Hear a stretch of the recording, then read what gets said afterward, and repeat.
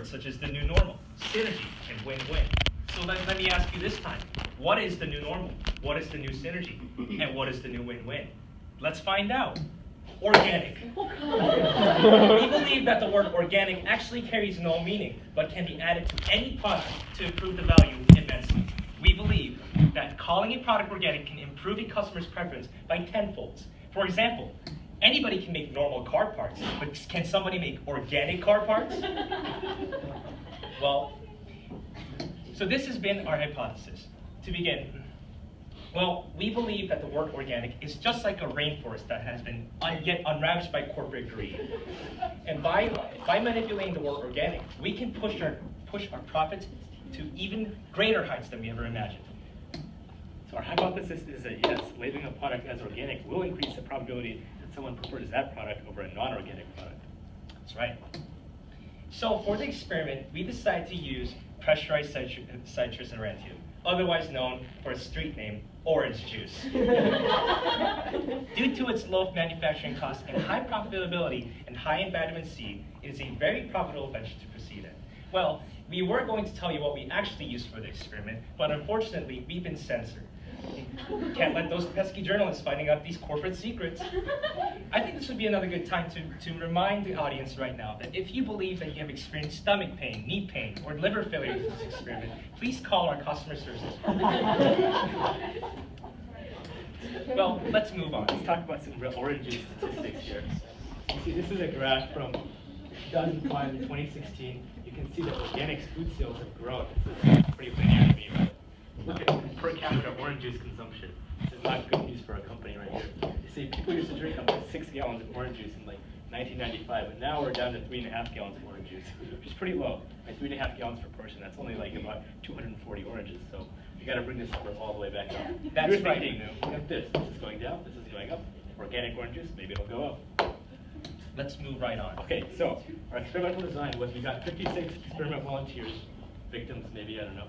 And we used a random number generator to assign them to either treatment A or treatment B. So treatment A, 25 of the students were assigned to that with a random number generator, and they were asked to drink orange juice number 1 and orange juice number 2.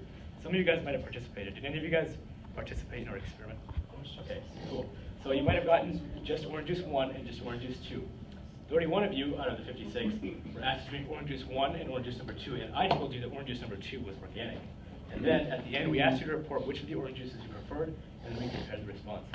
Now, you might be thinking to yourself, hold up a second, was there actually different kinds of orange juice that was used? Well, no. Just like a politician lies to win an election on his campaign platform, we also have lied to you. There's only been one type of orange juice this entire time, and we've been tricking you. So we apologize, but love us. All right, let's There's move 4 straight different on. cups of orange juice. They're all the same. Yes. This is our, we're using a random number generator. This is a treatment assignment. So you can see these proportions are not statistically significantly different than 0.5. So that means our random number generator was correct, and so we can continue with the experiment. Wow, those are some nice facts, Manu. Thank you. Yeah.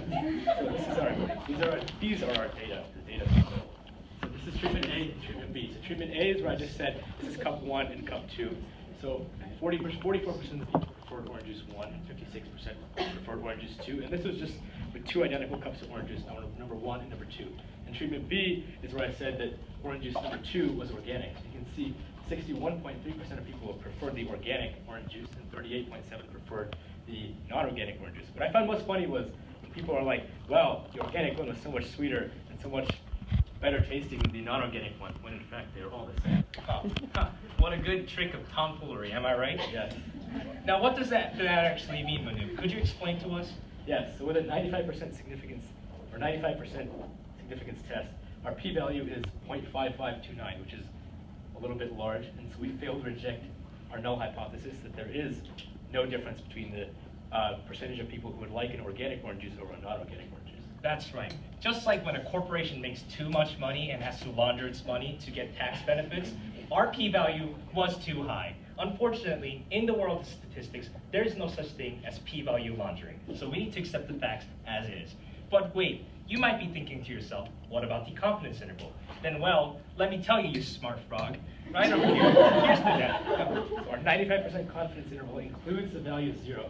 You can see it goes all the way from negative 0.131 to 0.2. So this is for difference of proportion. So you can see it includes the value of 0, which means that there is potentially no difference between the proportion of students we prefer the organic orange juice over the non-organic orange juice. That's right. And we have a pretty large margin of error as well. Just like how a smart engineer tries to circumvent the building code to save more on resources, but has to build to the building code because of the fact that we live in an earthquake zone, our margin of error has unfortunately invalidated our confidence interval. So overall, we show there's no evidence to show that organic labeling influences orange juice preference in any way. That is statistically significant. That's right, Manuuuu. And for future generations, we believe that we need to adopt the highly efficient cubicle model. See, in a highly efficient corporation, all the employees are stripped of their identity and isolated in these cubicles for higher efficiency. In the same way, we believe that the potential issues that we had in our experiment can be resolved in a similar fashion. Yes, if we were to isolate all the subjects and prevent them from sharing information with other people, that would help improve the quality of our experiment. We noticed a little bit that people would have their orange juice, especially if they got treatment A, and when they would come back into the class in which we were taking volunteers or victims, whatever you want, they would tell people that, oh look, I like this orange juice more, or this orange juice was different maybe. So that may have contaminated some of our results and changed some of the data. Another problem was we needed a larger sample. 56 students is good enough, but it's not large enough to generalize the results to a larger population. And we need a little bit more reliable subjects. Some of our subjects were a little questionable as to whether they were actually responding truthfully or whether they were just trying to see what pleased Yunho and I. So, absolutely. They know that we're big fans of organic food. Right. So moving right on, we hope that you, the customer, has enjoyed our presentation. With your money and our somewhat clear motives, we believe that we can create a new future for the orange juice industry. Thank you so much for our presentation.